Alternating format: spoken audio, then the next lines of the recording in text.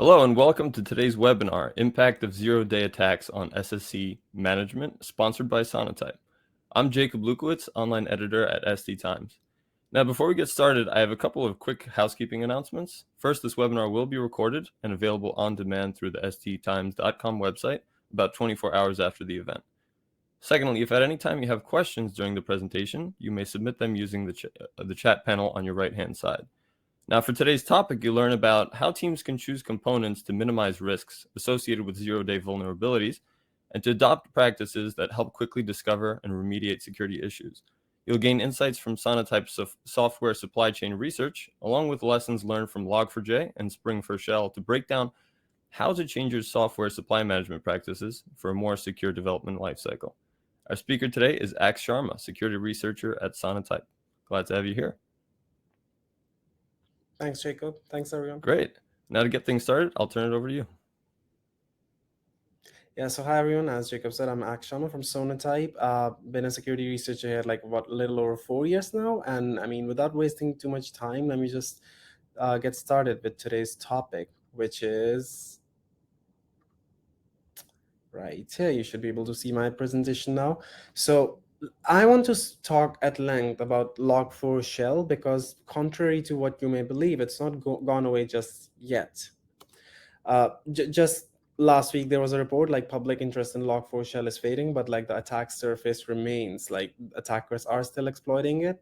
It's being actively targeted as a vulnerability. So yeah, let's talk a bit more about that, how it all started.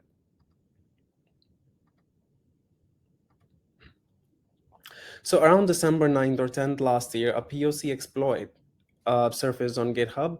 It was shortly removed after being posted, but nothing on the internet ever gets deleted permanently. So rumors started initially is there a vulnerability? And later on, I mean, it did get leaked. And around the same time, they had to publish the vulnerability disclosure, the Log4j team. And it just came at a very pressing time, when everyone's getting ready for the holidays, right? So people were just trying to understand what they have to do. And I mean, attacks already started happening. So just to give you a recap, when I say Log4Shell, I'm talking about this CVE 2021-44228, because there was some confusion with so many CVEs going on. And this is a critical flaw rated a 10. And contrary to what the advisory stated, it doesn't really exist in Log4j API, right? Not by itself. You'd have to be using the core. So it's really essentially in Log4j core. And you can see this is how an attack looks like because it's so Log4j is a logging framework in Java based logging framework that's used in almost every library. So that's what made this vulnerability almost present everywhere. Basically, you could put this payload in a search bar, for example, in a search bar, this whole JNDI line of a website that's using Java, right? And you could exploit the vulnerability. Or in this case, they're sending it as a header, but it doesn't matter. I mean, this vulnerability at the time of discovery, attackers jumped on it ASAP. And very soon, no doubt, mass exploitation began. The adversaries started scanning for vulnerable Log4j versions, and threat actors especially started hacking servers to deploy crypto miners. Of course, ransomware groups also didn't hold back. They started exploiting Log4Shell. Now, this is an interesting statistic I want to share. Despite all the noise, the media reports, the disclosure, almost half the users at the time were still downloading the vulnerable Log4j versions. And if you just go to Sonotype Log4j Resource Center today, the dashboard will show you the downloads have dropped to a 33%, but I think that's still a lot. Why are over a third of all downloads for Log4j coming in for vulnerable versions? So we'll come back to that in a bit. But I just want to let you know that dozens of vendor advisories have followed after this. Adobe, Amazon, Atlassian, virtually every vendor you've heard of had one or two Log4Shell vulnerabilities in their products. And what happened afterwards was a fintech firm, its owners, it used to be called VNDC, but they got hit by Log4Shell. So one of the payment vendor systems they were using, that system had a Log4Shell vulnerability, but the poor AWS configuration, it allowed attackers to gain access to their buckets, their Amazon AWS buckets, where they were keeping like customers' KYC information, like identity documents, customer recorded selfie videos, emails, hash password. Like this was the data. So when attackers got a hold of this, they started blackmailing, trying to extort money from the company that we'll leak or sell this information if you don't pay us $5 million. And I guess the company strategically chose not to pay the ransom. So this data was essentially published for free on, I think it was Raid Forums, yeah, the data breach marketplace at the time. Yeah, and all the customers' identity documents, selfie videos, personal information was shared online for everyone to view. So I mean, given in light of give all these attacks and a successful you can say extortion attack like this, FTC issued a warning that all businesses must patch the log4shell vulnerability before the end of the year, and or otherwise you'll get sued. And it's interesting because federal agencies always get told that you must patch this and that, but this was, I guess, the first case when FTC stepped up to warn consumers as well, like private businesses, to patch log4shell or risk getting sued. Then more advisories followed. Belgian government confirmed cyber attack from log4shell.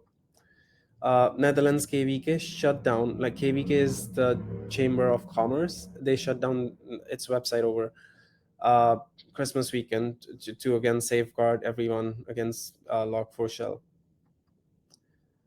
And ransomware attacks followed, but this one actually was an interesting case. So as you can see in the tweet, it says, do Russians have immunity from ransomware attackers? So what happened is Avos Locker, which is a ransomware group, they did successfully hit a victim.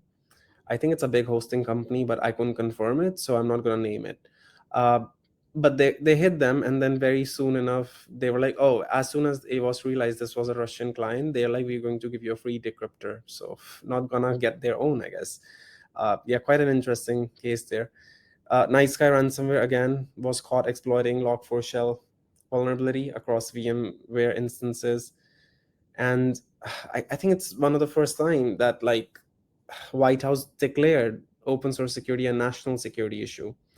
White House said that open source components are extensively used by the NatSec community and open Intel community. So this is it's a pressing matter, and everyone should step up and fix their systems. And this advisory follows last year's executive order on strengthening supply chain security. It's very interesting action from the government.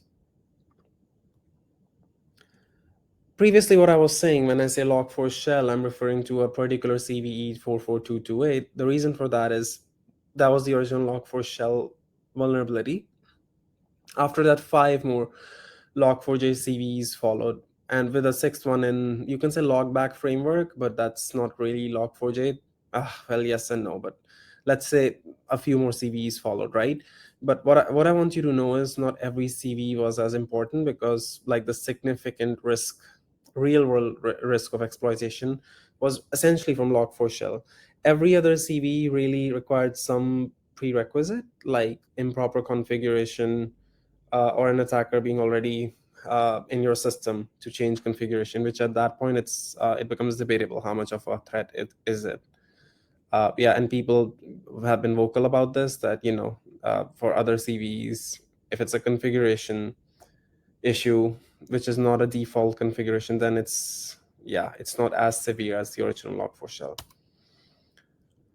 Later on, we heard from Mandiant that Log4j was used to breach at least 6 US state governments, and they give you a nice timeline between last year in Feb. Then we saw that like Spring for Shell, or Spring Shell it's been called, came up, right? And it started as a rumor. It actually ruined that day. I remember, like, I was up at 5 a.m. and we all started like tracking what's going on, the internet rumor. I think everyone's concern was, is this even a vulnerability? Will this be like Log4Shell? Will it be bigger than it? So far, I think Spring4Shell has been like, it has fared much better than Log4Shell debacle. Like, I think people have been quick enough to patch it, and at least I'm not aware of that much widespread exploitation from Spring4Shell as we have seen with Log4j. That being said, though, the attacks are ongoing. Like, I just saw a report like Mirai malware is now being delivered using Spring4Shell exploits. And as you can see, this is from April 5th, so fairly recent. And I saw another report saying like Spring Shell attacks have targeted about 1 in 6 vulnerable organizations. So yeah, both of these reports are fairly recent. So this shows you that it's it's not to be taken lightly. You should patch your systems. So then we talk about what can we do about it, right? Like what are the solutions to prevent log4shell exploits?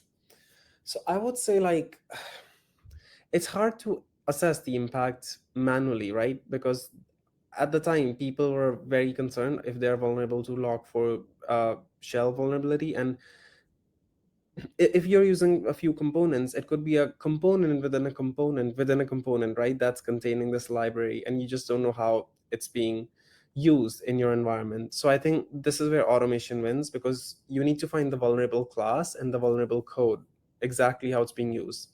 To do this manually, it'll be a lot of work. Like you can't expect your security team to go through like thousands of lines of code and files, right? So I am aware there were some free scanners from CISA, Google, Sonotype also released one, Microsoft, uh, yeah, that you can use for seeing if you're vulnerable to Log4j. And I will also say like the advice to use essential parameters or security controls, it's not so outdated, because even if you were impacted by Log4j, right, and you had a strong incident response tools in place, like a good IDS, IPS, maybe suspicious traffic could be flagged by those rules. Another advice is to like patch fast, but you have to prioritize the CVEs by impact to your environment. So like I said, there were so many log4j or log4shell CVEs, but not all of them were critical, and this left sysadmins and management confused, scratching their heads over holidays what to prioritize. Uh, Next thing that I want to emphasize on, and I'll give some examples of this. Yes, it's a good idea to update. That's been the traditional security advice, but make sure the updates you're getting, they're legitimate, they are safe, they don't break anything. And I want you to think of SolarWinds incident, right? Like in that supply chain attack, it was the updates that caused the attacks. Basically, it wasn't lack of updating. The updates were the ones that contained trojanized DLLs. So why I say this, because this year started in a rather interesting manner. We saw Colors and Faker libraries sabotaged by their own maintainer. So Colors is a very popular library. It's yeah, used by like thousands of applications. I think it's been downloaded millions of times. And in protest of open source, like corporations using open source but not doing enough to support the community, the developer sabotaged these packages. He introduced an infinite loop that started printing these gibberish characters on everyone's console. So thousands of applications that were using Colors and Faker as their dependencies, especially in case of Colors, they froze. They started breaking, because this is what would happen every time a developer would run it. And yeah, so this is what it looked like on the inside. We analyzed the uh, tainted Colors versions. Yeah, it was trying to print this American flag, but on some versions it looked like this. So you can see these three versions were released one after another. And yes, like I said, the package gets like 23 million weekly downloads on average. So big impact. So my advice is to upgrade and to update to latest versions, but make sure like these versions are free from malware and any vulnerabilities. Yeah, again, with Faker, we saw the attacker withdrew their code. So similar thing happening there. So the moral is patch but verify. Now let's talk about the bigger picture here, how to prevent software supply chain attacks. Well, first things first, have an SBOM, know what's in your code. And an SBOM is really a list of components that make up your application, not just their names, but their checksums with some other metadata that tells you exactly what your application is made up of. And once again, I've said like this is another advice that to apply the latest updates, but verify it. Verify the integrity of code, whatever you're putting in your supply chain, whatever you're committing, that those commits are free of malware, that those commits don't have any vulnerabilities introduced. And I want to give example of the Linux kernel. Like last year, they banned University of Minnesota, I believe, for committing what they call hypocrite patches. So these university research students or researchers were intentionally submitting patches to Linux maintainers, but these patches actually undid some of the security fixes and introduced vulnerabilities. According to the researchers, this was like, this didn't violate ethics at the time, but it obviously didn't sit well with Linux maintainers who said, like, we are an open source, small team of volunteers, and you're a university researcher, so obviously we have to trust, by default we were trusting you to submit these patches that you call patches in good faith, but turned out these patches were in turn introducing vulnerabilities.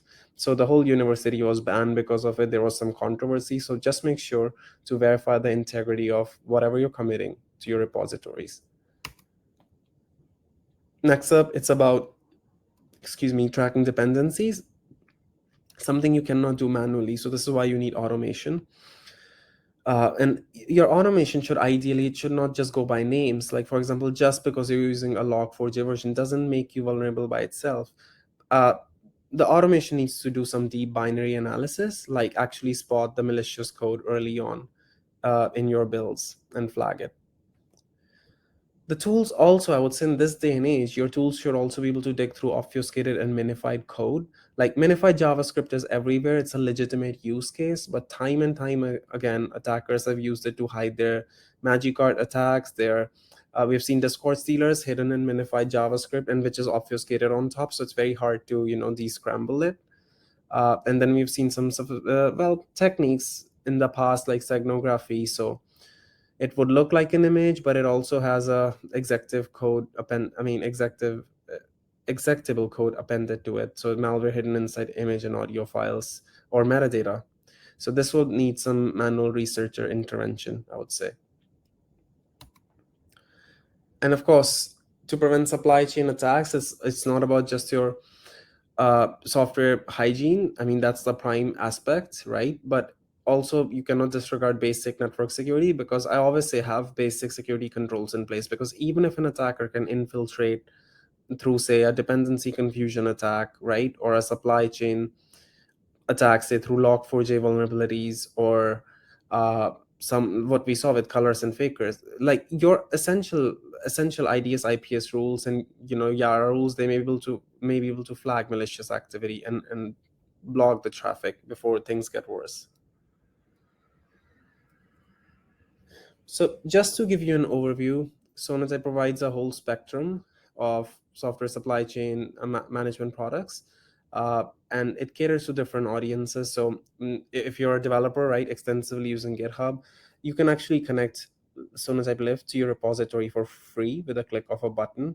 You just go to lift.dev, and yeah, you can connect this to your repository, and it'll analyze your commits in real time. It'll tell you, for example, if a line of code is introducing a race condition or memory leak somewhere, Lyft will flag it for you, and any other vulnerabilities, CVEs. So that's for that.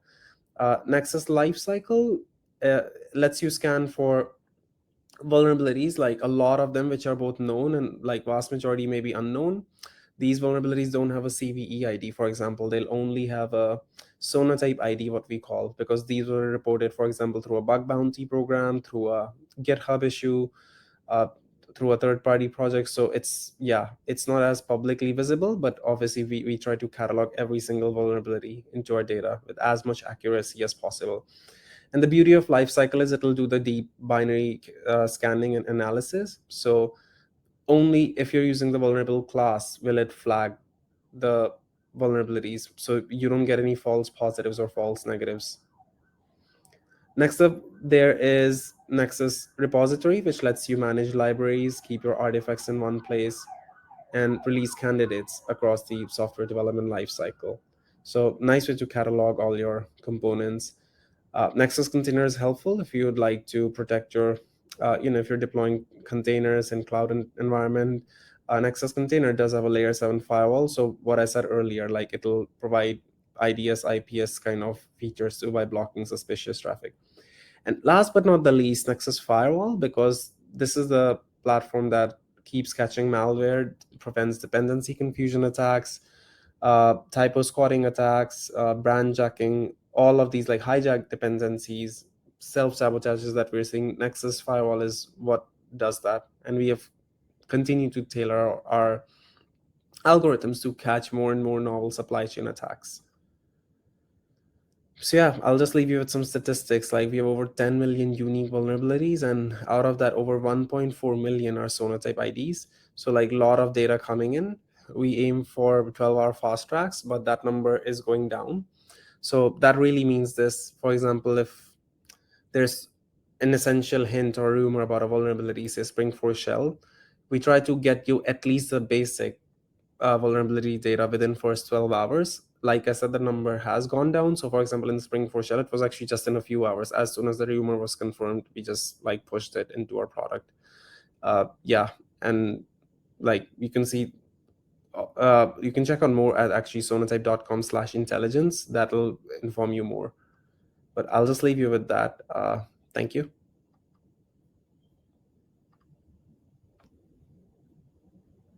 All right. Now we have some time for some questions from the audience. Feel free to ask any questions for Axe in the chat, and we'll get them answered for you.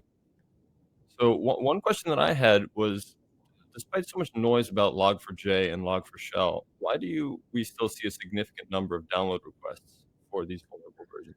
Yeah, so I find it very interesting to still see those numbers. I think one reason is the dependency on like legacy components and legacy tools. For example, older software products that still have old Log4j versions, and maybe they're end of life. So people or automated bots, you can say, they're still downloading these versions, and obviously we are seeing the numbers of Log4j vulnerable versions also go up because these are being used as dependencies.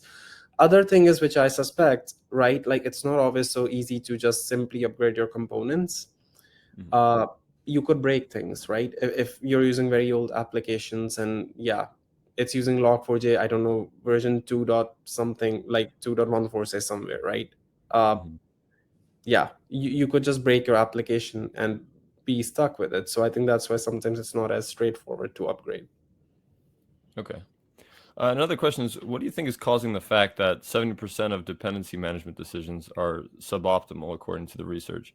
And are you seeing that organizations are putting a much bigger focus on that right now?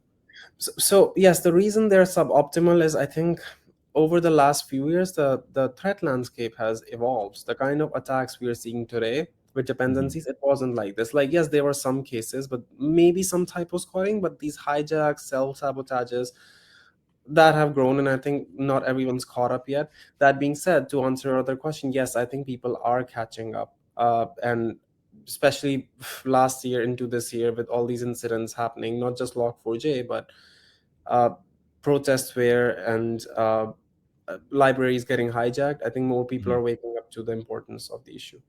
I see. Okay. Another question is, you mentioned colors and faker as examples of dependencies that introduce rogue behavior with their latest versions. Have you seen any other examples like that?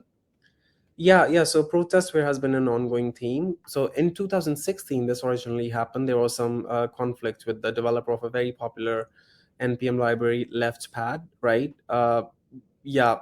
So he wanted to withdraw his code from npm registry. The only problem is like thousands of applications were depending on leftpad. So the second Mm. the developer withdrew his application, which he's fully free to do, it's open source software, it doesn't come with warranty, but Hmm. it broke application. So npm had to actually forcibly restore the version, which caused a lot of controversy because you're kind of stepping on developers free will. But this was I think 2016, if I'm not wrong, Hmm. and this year we have seen multiple incidents. So like it started with colors and faker, then we see node ipc. So colors and faker was about protesting against big tech, but node ipc is about protesting against Russia's invasion of Ukraine. So what this Hmm. the sabotage version of Node IPC deleted files on your system if it saw that your computer had a Russian or Belarusian IP address. This caused some, again, controversy because not everyone supported it. Some people were for it. Others were like, by deleting things, you're going a bit too far. And one alleged NGO, this hasn't been confirmed, could be a rumor. They said that we are actually a NGO in Russia helping Ukrainians or something like that. So our files Hmm. were deleted exploited because of her little shenanigans. So, like I said, it attracted mixed reviews. We've also seen some, just so I can give everyone the full picture, Mhm. uh, peaceful protests from packages like this event-source-polyfill, even source polyfill, ES5, EXT, and style components. These just display a message of peace to their users, like instead of deleting anything. And these versions are actually still up. Nobody took them down. Yeah, I think nobody has a problem with that. I see. Okay. So how can we minimize the time it takes to patch vulnerable versions as soon as a 0-day vulnerability like Log4Shell becomes public? Yeah, so I'm not going to promise you any magic there, because right, if Mhm. if it's a 0 day, it's not known, it's being exploited. But the thing is, you have to jump on it like ASAP, just before attackers do. So this is why I've stressed on Yeah. automation. If you are using a, yeah, DevSecOps, any tool, right, doesn't have to be ours, but like any tool you're using to secure yourself, uh it if it's like diligently, if the team behind it is diligently putting in intel, for example with Spring 4 Shell, I think our customers already were protected from it as soon as we confirmed that it exists. I mean, literally, like the first, since the time the rumor started, we had been at it. So yeah, even a person who knew nothing about Spring 4 Shell, the vulnerable versions were being blocked for them because there was a I see. proactive team and automation behind it. uh yeah. So Okay. I think, like, really, that's what I would like to stress. And I Mhm. think we have one comment from someone saying SBOMs are incomplete. uh yeah, Yeah. so to that, if I may respond to that comment, I would just say, like, this is why, I mean, S bombs are just one part of the puzzle. This is why I give several other examples, like deep binary analysis and scanning. If you're just going by S bombs, it's a good enough guide, but that's not all. So for example, with dependency confusion attacks, the names of your dependencies, internal dependencies, they are the same as names of the external dependencies that the attacker will create, right, to try to Mhm. attack you. So in that case, will every SBOM format work? Not necessarily. You need automation there and deep Yeah. binary scanning. Okay. Yeah, thank you for addressing that. And before the last question, I encourage anybody to submit their questions on the chat. What was the most surprising find for you in Sonotype's 2021 software supply chain research? A lot, actually, to be honest. Uh, Since 2020 and into 21, we discovered a whole malware family of Discord stealers. We named them mhm. Curse Grabber because, yeah, this whole family, they targeted Discord developers and teens. And this team we are still seeing. I think Curse Grabber was Mhm. pretty big. Then I guess the most surprising, because you said the most surprising, that was this. Sonotype discovers three packages that are malicious. One of them is called Clown, KLOWN, literally, which doesn't make any sense. Mhm. And within 3-4 days of discovering this, legitimate libraries that these packages were imitating, like UA parser, JS, COA, RC, these libraries get hijacked. Big Mhm. media reports follow everything. So my point is, at different times we had been catching, at different points in time we had been catching like these malware samples before the legitimate libraries got hijacked. So we actually believe it's the same threat actor publishing these malware, hijacking these libraries. So Okay. All right. Thank you again for your great presentation. That's all the questions we had. Again, that was Ax Sharma, security researcher at Sonotype. I'd also like to thank Sonotype for sponsoring today's webinar, as well as the attendees for joining us. I hope you all found something valuable from today's talk and have a great rest of your day. All right. Take care.